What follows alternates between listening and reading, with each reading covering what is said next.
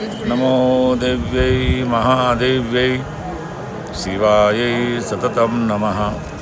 नमः प्रकृते भद्रायै नियता प्रणता स्मृताम्। आज नवरात्रि की नवम तिथि, भगवती दुर्गा के आराधना का आज नवम दिन। मैं सबसे पहले तो मैं माँ वैष्णो देवी के चरणों से, माँ वैष्णो देवी के प्रांगण से आप सबको नवरात्रि की बहुत बहुत बधाई देता हूँ। माँ भगवती सबको सुखी रखे, प्रसन्न रखे और जो जो अपने मन में मनोकामना हो उसको सिद्ध करे। हम लोग सत्संग के माध्यम से जो पूर्ण परब्रह्म है उसकी चर्चा कर रहे हैं। पूर्ण परब्रह्म का ही, उस परमात्मा का ही ये संपूर्ण पसारा है, जिसमें ये तीनों शक्ति अपना अपना कार्य करते हैं और उसी से संसार चलता है। जैसे मैंने पहले भी कहा था कि ये जो जगत है इसमें अधिकांश लोग अपने कामना से लेकर के कर्म करते हैं, सकाम कर्म करने वाले होते हैं। यहाँ भी माँ भगवती के पास में लाखों लोग आ रहे हैं, उनके मन में कोई ना कोई कामना है, परंतु यहाँ पर अनेक ऋषि मुनि पहले कभी तप किए होंगे, उनकी ये कामना थी कि हम परमात्मा को प्राप्त करें। और जैसे कि अपने जीवन में हम देखते हैं कि जीवन में कुछ आता है, कुछ जाता है, कभी आनंद मिलता है, कभी दुख होता है, परंतु परम सुख किसमें है? तो उसके चिंतन में हम लोग जब चिंतन करते हैं, शास्त्र पढ़ते हैं, तो पहले इस प्रकृति को समझना पड़ेगा, इस संसार को समझना पड़ेगा। संसार है क्या? तो संसार प्रकृति है और वो नित्य, वो बदलने वाली है, परिवर्तित होने वाली है। इसलिए परिवर्तनशील संसार में सत्य क्या है? तो हम तो पहले कहेंगे कि सत्य तो परमात्मा है। और परमात्मा है कहाँ? तो परमात्मा हमारे भीतर है। जब विशुद्ध तत्व हमारे भीतर प्राप्त होता है, प्रकट होता है, तो हम उसको जानते हैं और फिर तब हम जा कर के हमें ऐसा लगता है कि जगत में जो कुछ है, मैं जगत हूँ, मैं जगत में हूँ। तो इसलिए जब हम ये जान लेंगे, ईशावास्यमिदं सर्वं यत्किंच जगत्याम जगत तेन त्यक्तेन भुंजीथा माँ ग्रध कस्यचित् धनम, तब हमें लगेगा कि जो मृग तृष्णा है, जो इस संसार भाग रहा है, वो क्षणिक है। कितना भी कुछ प्राप्त हो जाए तो किसी को संतोष होता नहीं है, परंतु सब संतोष तब होता है जब उसको वास्तविकता की प्राप्ति होती है, और वास्तविकता वो पूर्ण परमात्मा है। तो आज ये विशेष दिन भी है और मैं बहुत दूर बैठा हूँ। लोग समझते होंगे कि शायद मैं कहीं कहाँ से प्रवचन दे रहा हूँ, कहाँ से बोल रहा हूँ। तो आज विशेष दिन और भगवती के चरणों में यहाँ पर आए। प्रातःकाल जो भगवती का गुफा में पूजन होता है, वो और लोग उसमें कोई होते नहीं हैं। मुझे अनायास वहाँ पर गुफा में जाने का आज अवसर प्राप्त हुआ। भगवती ने कृपा की और वहाँ जा कर के हम लोगों ने विधि विधान से आज जो भगवती का वहाँ पर पूजन होता है, श्रृंगार होता है, आरती होती है, वो देखी। और उस समय हमने तो भगवान भगवती से यही मांगा कि हमारा जो राष्ट्र है वो सुदृढ़ हो, राष्ट्र संपन्न हो, और राष्ट्र में जो दुर्बुद्धि रखने वाले उनको सद्बुद्धि आवे। इस प्रकार महाकाली, महासरस्वती, महालक्ष्मी से हमने यही मांगा है और भगवती मुझे पता है कि वो अवश्य प्रदान करेगी। और आज अपने देश के गृह मंत्री जिन्होंने देश को बहुत सुदृढ़ बनाया है, इस जम्मू कश्मीर राज्य को भी उनका बहुत बड़ा योगदान है कि उन्होंने इसको सुख शांति देने में उन्होंने प्रयत्न किया है। वो भी आज यहाँ पर भगवती के चरणों में उनके आशीर्वाद लेने के लिए पधार रहे हैं, आ रहे हैं। उनका भी हम लोग, मैं श्राइन बोर्ड का सदस्य होने के नाते उनका यहाँ पर मैं स्वागत करूँगा। इतना कहते हुए माँ भगवती के चरणों से ओम शांति शांति शांति।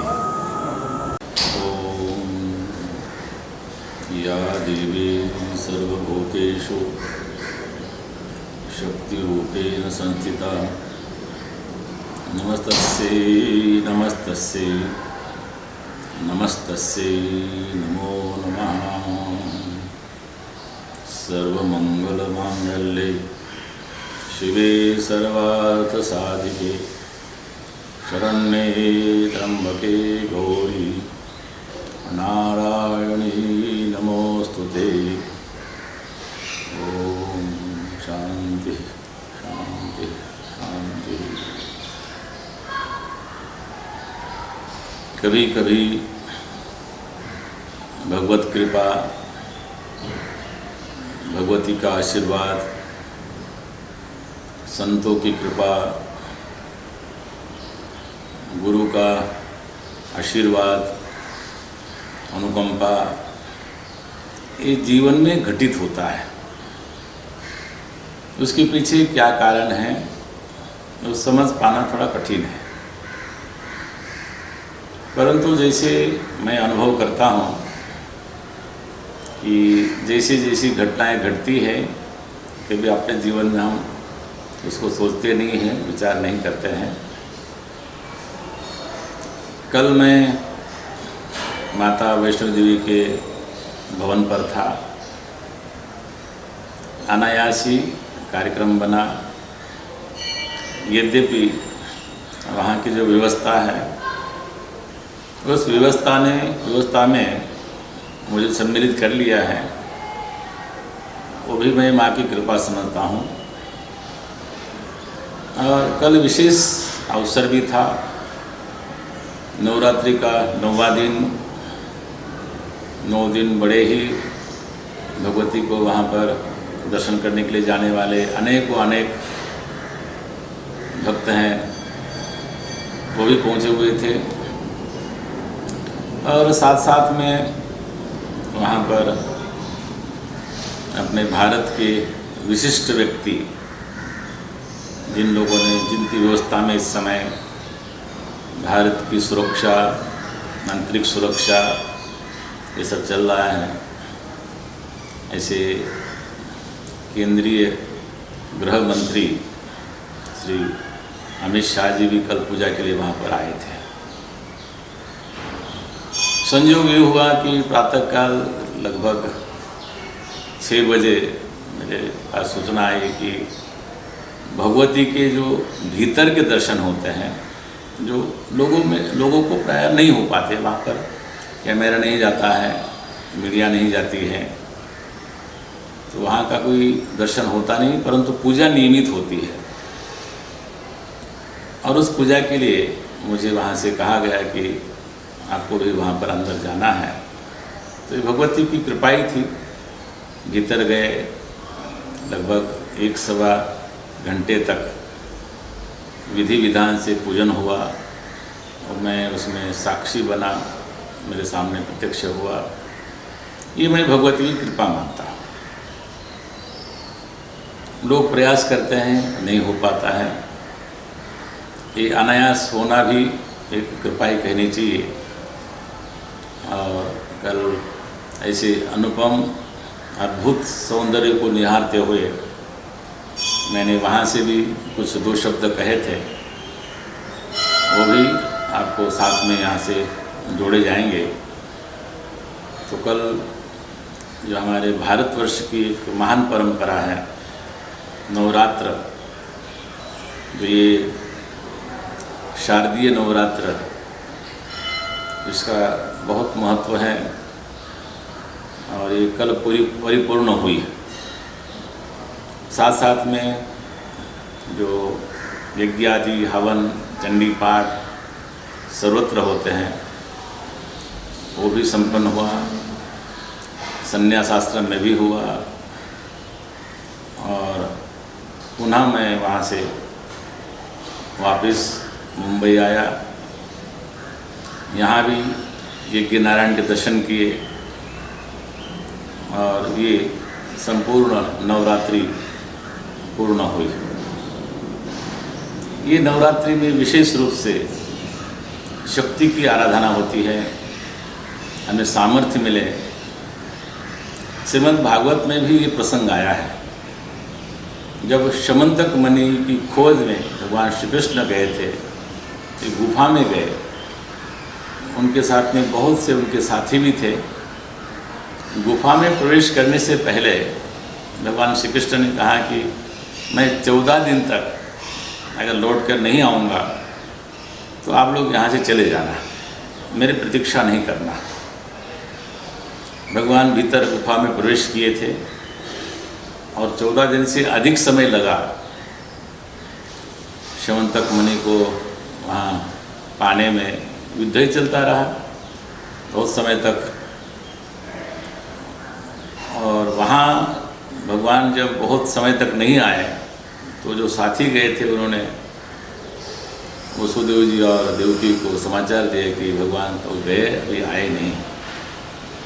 तो उन दिनों में नवरात्रि थी और वसुदेव जी ने और वहाँ के सभी द्वारकावासियों ने भगवान की रक्षा के लिए अनुष्ठान किया 9 दिन का।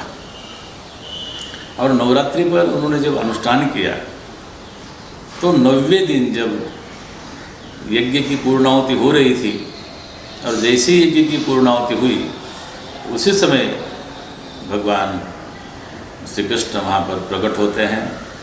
तो ऐसी अद्भुत भगवती की कृपा लीला, इसीलिए हमारे एक परंपरा में भगवती की उपासना होती है। तो ये भगवती की उपासना लोग हर प्रकार से करते हैं। कई उपवास करते हैं, अनुष्ठान करते हैं, एक बार खाने वाले, निराहार रहने वाले, केवल जल पीकर रहने वाले, ऐसे अनेक प्रकार के। यही हमारे सनातन धर्म की विशेषता है और इसी कारण से सनातन धर्म आज भी टिका हुआ है। तो आज दशहरा, और दशहरा इसको विजयादशमी कहते हैं। भगवान श्री राम के साथ इसका संबंध बना हुआ है। भगवान श्री राम लंका जब गए थे तो उन्होंने वहाँ पर रावण से युद्ध किया और रावण से युद्ध करने के पश्चात रावण लंका पर विजय करके भगवान श्री राम जिस दिन विजय प्राप्त हुई, जिस दिन रावण का वध हुआ, उस दिन ये विजयादशमी मनाई जाती है। और ये पर्व, जैसे हमने पहले भी कभी कहा होगा, हमारे भारतवर्ष में प्रमुख रूप से 4 पर्व हैं। प्रथम है श्रावणी कर्म, जो हमारे द्विज होते हैं, ब्राह्मण होते हैं, वो अपने यज्ञ पवित्र को नूतन यज्ञ पवित्र धारण करते हैं। और ये दूसरा पर्व आता है जो क्षत्रियों का माना जाता है। आज शस्त्र पूजा भी होती है। आज कहीं कहीं इसका बहुत बड़ा उत्सव मनाते हैं। दक्षिण भारत में मैसूर का दसरा उत्सव बहुत प्रसिद्ध है। और बहुत से लोग सीमोल्लंघन, जो सीमा होती है, गाँव में देखते होंगे कि अपने सीमा से दूसरी सीमा में जाना, वो भी विजय मानते हैं। तो अलग प्रकार से अपना ये त्यौहार मनाया जाता है। हमारे देश की विविधता है। तो विशेष रूप से आज रावण दहन करते हैं। अब हमने प्रतीक को प्रदर्शन मान लिया, वो प्रतीक है। रावण दहन का मतलब है कि हमारे भीतर जो बुराइयां है, हमारे भीतर जो क्लेश है, हमारे भीतर जो हमारी कमी है, उसको भस्म करना। रावण में बहुत सी विशेषताएं थी। रावण वेदों का विद्वान था, शिव भक्त था, बहुत कुछ था। रावण जैसा होना भी कठिन है, परंतु एक बड़ा दोष था, क्योंकि दोष भी इसलिए था कि वो दूसरा जन्म था, उसके बाद में तीसरा जन्म होना था। ऋषियों का श्राप होने के नाते रावण कुंभकर्ण वो राक्षस बने थे, दैत्य बने थे, इसलिए उनको किसी न किसी रूप से भगवान के द्वारा उनका संहार होना ही था।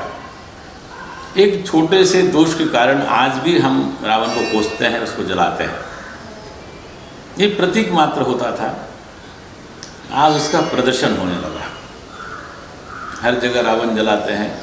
स्वयं में तो हम अवगुण ढूंढते नहीं हैं, और पता नहीं कितने समय का अवगुण हम आज भी ढूंढ रहे हैं। हर साल उसको मनाते हैं, और प्रतीक के रूप से नहीं, प्रदर्शन के रूप से, किसका रावण कितना ऊंचा होगा। रावण के भीतर क्या होते हैं? पटाखे, विस्फोटक, वो प्रदूषित भी करते हैं। तो रावण जलाने की एक प्रतीक होना चाहिए, प्रदर्शन भी हो, सीमित हो। तो मुझे लगता है कि आज प्रदर्शन का युग है, जहाँ अधिक प्रदर्शन होता है वहीं लोग चले जाते हैं। यहाँ तक कि हमारे यहाँ पर 33 करोड़ देवी देवता हैं, फिर भी लोग ऐसी जगह जाते हैं जहाँ हमें जाना नहीं चाहिए, वो अपवित्र है, वहाँ जा कर के हम अपने माथे रगड़ते हैं। तो ये एक प्रकार की ये परंपरा चल पड़ी है। मुझे लगता है कहीं ना कहीं ये रुकना चाहिए, समझना चाहिए। इसलिए इस सत्संग के माध्यम से हमारा सनातन धर्म है क्या, वास्तविकता क्या है। अगर आप कहीं जा कर के आपको कहीं पुत्र की प्राप्ति होगी, कहीं धन की प्राप्ति होगी, कहीं आपको ऐश्वर्य मिलेगा, कहीं आपको सत्ता मिलेगी, ये छोड़ देना। अगर आपने कभी किया हो तो, आपने कभी वैसा कार्य किया हो तो आपको अवश्य वो प्राप्त होगा, उसमें किसी प्रकार का संदेह नहीं। परंतु आपने कभी किया हो तो, जैसे बीज आपने जो बोया है वही अंकुरित होगा। हमारे किसान भाई खेती करते हैं तो बिना बोए वहाँ कुछ नहीं मिलता है। वैसे ही अपने ही किए हुए कर्म अपने को प्राप्त होते हैं। जैसे बीज एक होता है और उससे अनेक उससे पौधे निकलते हैं, तो वैसा ही हम भी अगर कोई सत्कर्म करेंगे उसी का फल हमें मिलेगा। तो कहने का भाव ये है कि हम प्रतीक में जाए, प्रदर्शन में न जाए।